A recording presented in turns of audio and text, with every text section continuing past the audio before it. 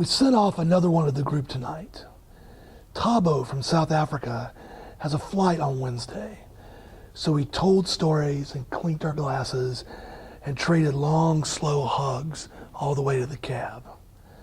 David is gone now, and Peter and Karen and Sapiat, and the rest of us will trickle away one or two at a time from this place and this moment.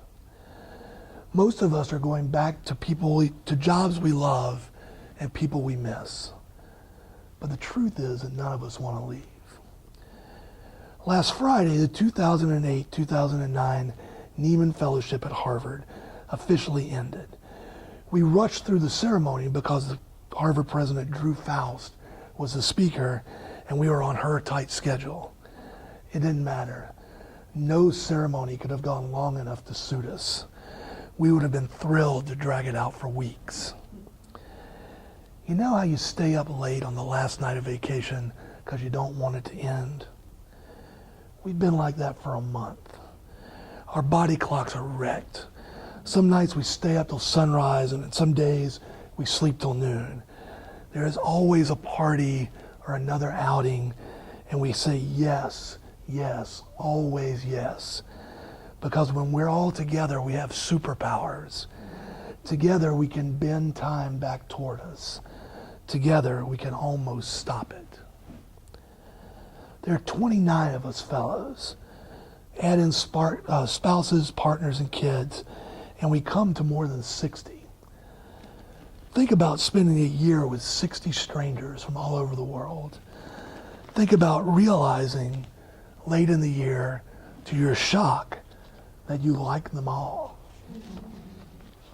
Love them even. Our time together is called a fellowship.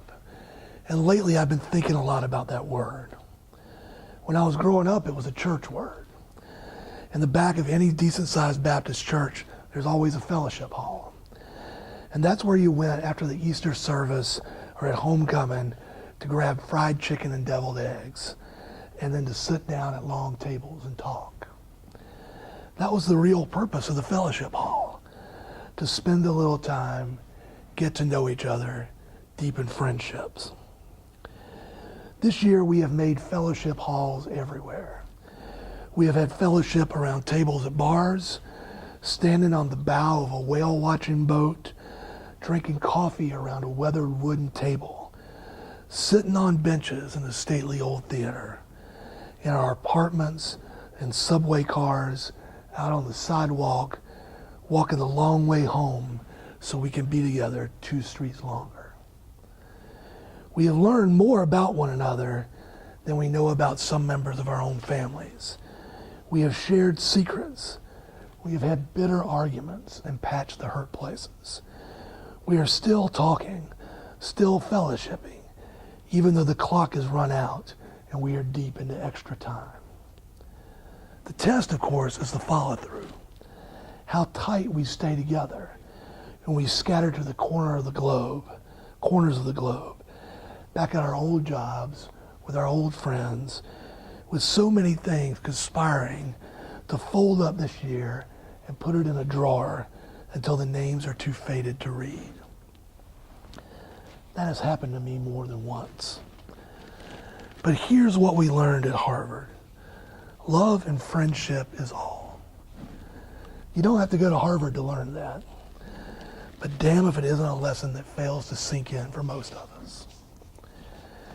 There are these wonderful inventions called email and Skype.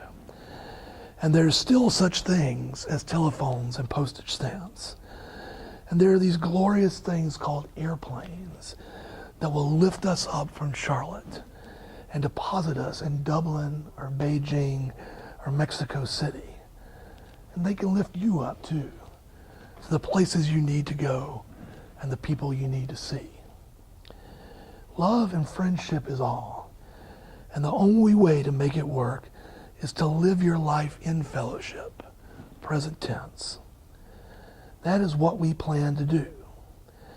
And if we play it right, these next few weeks of seeing one another off will be commas instead of periods. And the sentence will run on and never end. and we will spend the rest of our lives hugging and waving and parting, but never saying goodbye.